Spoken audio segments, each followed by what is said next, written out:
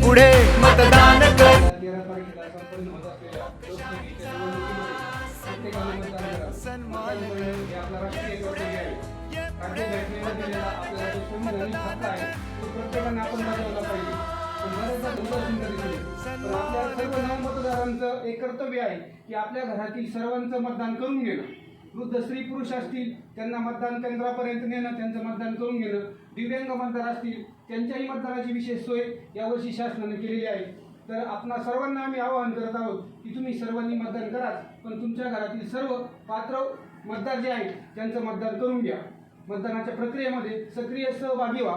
लोकशाही सुदृढ आणि बळकट करायची असेल तर जास्तीत जास्त मतदान होणं ही काळाची गरज आहे. आपण सर्वजण ते कराल असं आवाहन मी आपणास करत आहे. मी मतदान करणार आहे. ये पुढे मतदान कर, मतदान कर.